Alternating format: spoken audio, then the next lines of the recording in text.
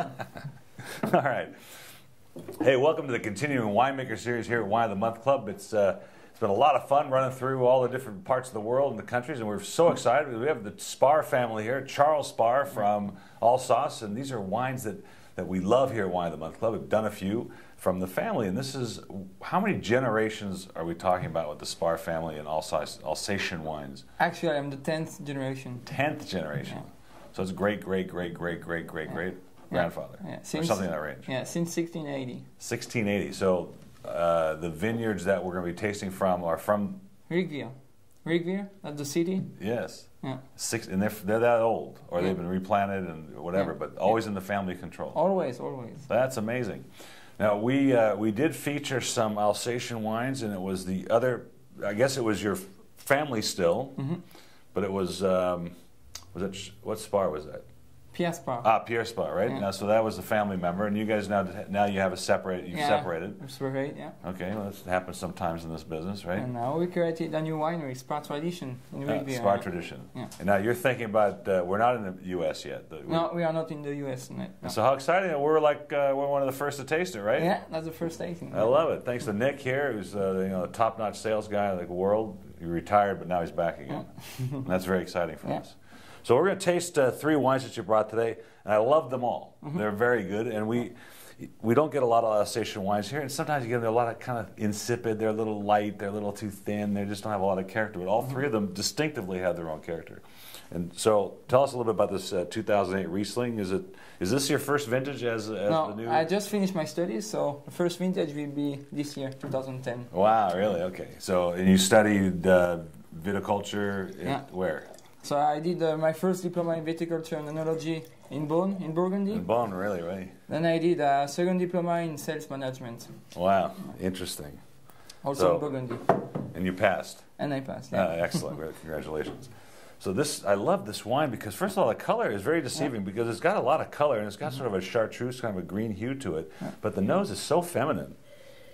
You know, I love it, just kind of dances off your nose. Lemon. You get a little lemon, a little citrus in there. Yeah. Maple. Oh, wow, this is what Alsatian wines should taste like, in my opinion. They should be feminine, they should be light, they should be easy to drink, but they carry some complexity with them in the middle that are so exciting. In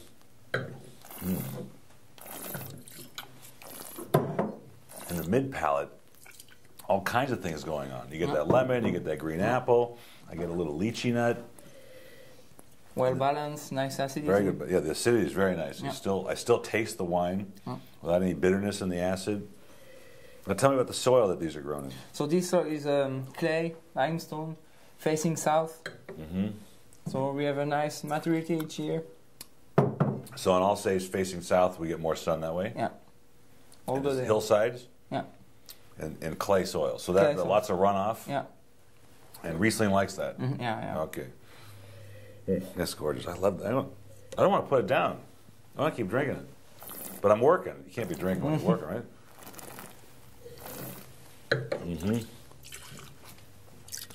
With a fish, it's perfect. Yes, I can see shellfish, crab, some lighter fishes. Now this one really intrigued me. This is the Pinot Gris from Spar Tradition, 2008. So what was the first vintage that you made with your father? So it was 2008. Together, this is it. After the family split. Yeah. So it was 2008. Wow, that's exciting. Now here's the color. The color seems very similar. It's a little darker than the Chardonnay. I mean than the Riesling, but the nose is so different. Yeah. And what's different about the way this Pinot Gris is grown? So Pinot Gris, you mean the soil too, or so soil the same one, clay, limestone, also facing south, but it's another great variety. This one is more rich, more. I like the way this is made because I don't think Pinot Gris or Grigios, and that for that matter, should have any oak. I think they should be crisp and light. And this just clearly has lots of lychee nut, and I get a little apricot and a little peach in there. And the balance, it's a little more weighty on the tongue than the Riesling is, but it still finishes nice and crisp and clean. This one is perfect with white meat. That is really fun. Now, it's not as gray as it could be, right? Sometimes the Pinot Gris comes out a little gray, so Grigio, Pinot Gris. And we used to call Pinot Gris Tokay Pinot Gris. Oh, Tokay Pinot Gris, But the Hungarians take over the appellation Tokay.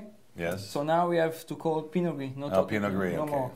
Well, I just bottled some Pinot Gris from Washington, which was very good.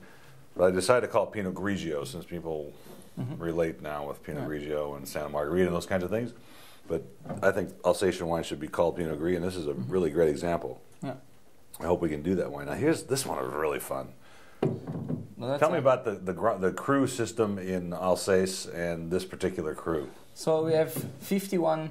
That was Grand Crus amazing in when you said Alsace. that. Huh? Yeah. 51. Yeah. That's something Nick just found out. You've been in this business a long time, Nick. You learn something every day in the It's wine unbelievable. Yeah.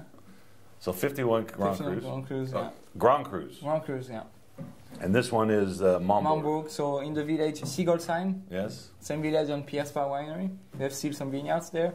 Also facing south, limestone, clay, same soils. And so what gives it the Grand Cru? Just a designation from For many, many years. Yeah, so the government make the designation, you know. They decided. Yeah.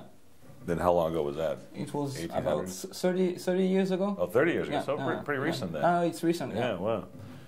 Well, this was excellent, and this has got probably what 12 to 15% residual sugar in it. But man, it was just apricots and peaches and all kinds of stone fruit throughout. And I think a very nice wine. And this is about a $30 seller, I think a little less. But I would not be disappointed if I paid that in a wine shop and I got this kind of wine because the quality is extraordinary. Yeah, those grapes was picked by hand about mid-October, end of October. So this is a Pinot Gris, but it's late harvest? No, late harvest it's more beginning of November, mid-November. I see. So it's sort of they're not rotten, they're not dried up, but they're more developed than the Pinot Gris we already tasted. Yeah. Wow, just really gorgeous. Yeah, so my father made those wines. He was a winemaker from Spar 25 years long. So he has a lot of experience and. So who's making the wines over there now? So now the cooperative own. Oh, it's a cooperative. Spar. Yeah. Really? So it says Pierre Spar, but it's owned by a large organization. Yeah. And We have smaller, family small quantities, higher quality. Well, they're great wines, and I appreciate you bringing them in and bringing them to America because we look forward to having them.